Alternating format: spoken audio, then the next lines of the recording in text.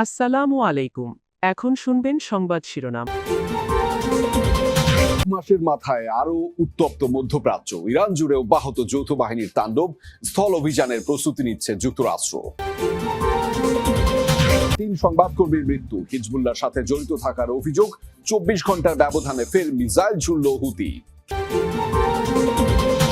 দেখছে বিক্ষোভে উত্তাল যুক্তরাষ্ট্র, 80 লাখের বেশি মার্কিনীর অংশগ্রহণ, ইরান যুদ্ধের প্রতিবাদে উত্তাল ইসরায়েল। ঝগড়া নিয়ে তুমুল মারামারিতে জড়ালো হবিগঞ্জের মশাদিয়া গ্রামের দুপক্ষ, 20 জন আহত, পরিস্থিতি নিয়ন্ত্রণে অতিরিক্ত পুলিশ মোতায়েন। এতক্ষণ শুনছিলেন সংবাদ শিরোনাম, এবারে শুনবেন বিস্তারিত। আর উত্তপ্ত হয়ে উঠেছে মধ্যপ্রাচ্য পরিস্থিতি। ইরান জুড়ে তাণ্ডব চালাচ্ছে যুক্তরাষ্ট্র এবং ইসরায়েল। প্রাণহানির শিকার কমপক্ষে 8 জন।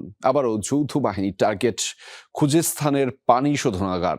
তেহরানের হামলার নতুন ওয়েভের কথা জানিয়েছে তেল আবিব। জবাবে বাহরাইন ও সংযুক্ত আরব আমিরাতের অ্যালুমিনিয়াম উৎপাদন স্থাপনায় হামলা চালিয়েছে ইরান। ইসরায়েল ও কুয়েতে ছোড়া মিসাইলে ক্ষতিগ্রস্ত জ্বালানি ট্যাঙ্কার ও রাডার ব্যবস্থা। একটি F-16 ফাইটার জেটে আঘাতের দাবিও করেছে IRGC। দফায় দফায় বিস্ফোরণ। যুক্তরাষ্ট্র ইসরায়েলের অপারেশন এপিক ফিউরির টার্গেট ইরানের রাজধানীর সব প্রান্ত, যাকে হামলার নতুন ওয়েভ বলছে তেল আবিব। কয়েক সপ্তাহব্যাপী স্থল অভিযান পরিচালনার জোর প্রস্তুতি নিচ্ছে যুক্তরাষ্ট্র। মার্কিন গণমাধ্যম ওয়াশিং পোস্টের প্রতিবেদনে বলা হয়েছে এমন তথ্য। যুক্তরাষ্ট্রের সেন্ট্রাল কমান্ড জানিয়েছে এরই মধ্যে মধ্যপ্রাচ্যে পৌঁছেছে আরো কয়েক হাজার মার্কিন সেনা। জল ও স্থলে যুদ্ধে পারদর্শী এই ইউনিট, সাথে আছে অত্যাধুনিক উভচর যুদ্ধজাহাজ USS ত্রিপলি। মাস আগে ইরানের সাথে ইতিবাচক আলোচনা চলমান থাকা অবস্থাতেই অপারেশন এপিক ফিউরি শুরু করেছিল যুক্তরাষ্ট্র ইসরায়েল যৌথ বাহিনী।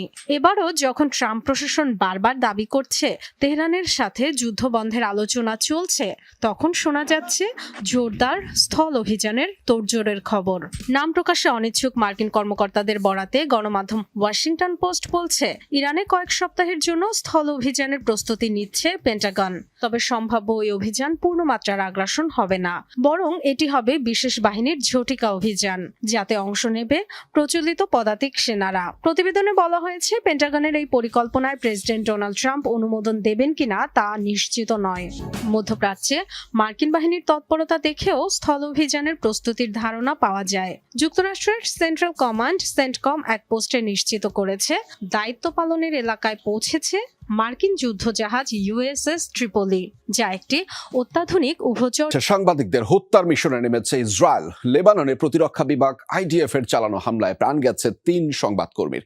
তারা আল মায়াদিন ও আল মানার টিভিতে কর্মরত ছিলেন। তেল আবিবের অভিযোগ, হিজবুল্লাহর সাথে সংশ্লিষ্টতা থাকায় হত্যা করা হয়েছে তাদের। এদিকে রাজধানী বৈরুত সহ দক্ষিণাঞ্চলের বহু স্থানে অব্যাহত রয়েছে তেল আবিবের হামলা। পাল্টা হামলায় প্রাণ গেছে এক ইসরায়েলি সেনার। লেবাননের দক্ষিণাঞ্চলে সাংবাদিকদের একটি গাড়ি লক্ষ্য করে সুনির্দিষ্ট হামলা চালায় ইসরায়েল, যেখানে অবস্থান করছিলেন আল মায়াদিন ও আল মানার চ্যানেলের সংবাদকর্মীরা। হামলায় প্রাণ যায় 3 জনের। ইসরায়েলের দাবি, নিহতরা ছিলেন হিজবুল্লাহ রাদওয়ান বাহিনীর গোয়েন্দা ইউনিটের সদস্য, তাই চালানো হয়েছে হামলা। সব প্রধান ভাষায় প্রেস শব্দটি লেখা আছে। তাদের রক্ষা করছে কে? নিয়ম কানুন আর আন্তর্জাতিক আইন কোথায়? পশ্চিমারা যে মত প্রকাশের স্বাধীনতার দাবি করে, সেই স্বাধীনতা কোথায়?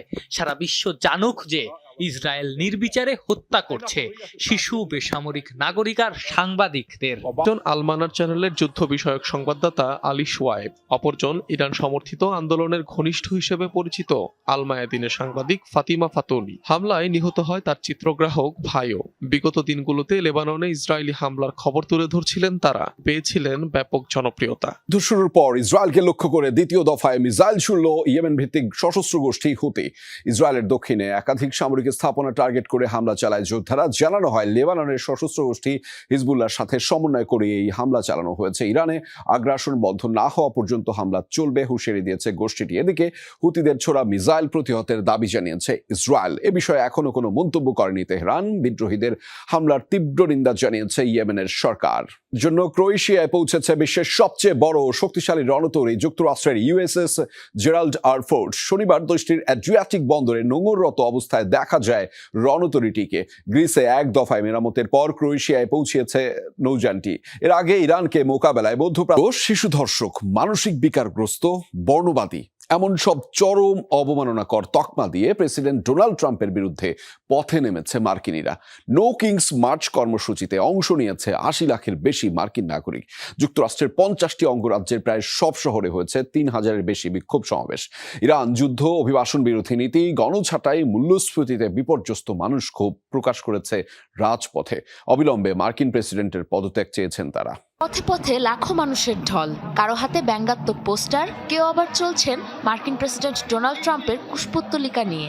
ট্রাম্প বিরোধী নো কিংস মার্চ আন্দোলনে সাড়া দিয়ে দেশটির ৫০টি অঙ্গরাজ্যে বিক্ষোভ মিছিলে অংশ নিয়েছে ৮০ লাখ। থেকে ইরানের সাথে চলমান যুদ্ধ, অন্যদিকে কঠোর অভিবাসন নীতি, সরকারি খরচ কমানোর অজুহাতে গণছাঁটাইয়ে চরম বিপর্যয় নেমেছে মার্কিনীদের জীবনযাত্রায়। ট্রাম্পের আরোপিত বেশ কিছু বিতর্কিত নীতির জাতাকলে পিষ্ট হয়ে ক্ষোভে ফেটে পড়েছে মানুষগুলো। স্বৈরাচারী উপাধি তো বটেই, প্রেসিডেন্টকে ধর্ষক, বর্ণবাদী, মানসিক ভারসাম্যহীন, শিশু নিপীড়ক বলতেও ছাড় দেয়নি বিক্ষোভকারীরা।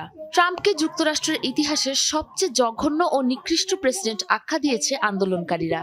সুযোগ সুবিধা কেড়ে নিয়ে নিজেকে আরো ধনী করে তুলছেন ট্রাম্প। নিজের ঘনিষ্ঠ ধন কুবেরদেরকে কর ছাড় দিতে সাধারণ মানুষের স্বাস্থ্যসেবা কেড়ে নিচ্ছেন। গ্যাসের দাম বেড়ে গেছে, সামান্য খাবার কিনে খেতেও পারছে না মানুষ। যুক্তরাষ্ট্রের ইতিহাসের সবচেয়ে অযোগ্য ও নিকৃষ্ট প্রেসিডেন্ট ট্রাম্প, তার স্বৈরাচারী পদক্ষেপগুলোর কারণে দীর্ঘকালীন এক ভোগান্তিতে পড়তে যাচ্ছে যুক্তরাষ্ট্র। রাজধানী ওয়াশিংটনে হোয়াইট হাউসের দিকে এগিয়ে যায় ক্ষুব্ধ জনতার বিশাল মিছিল।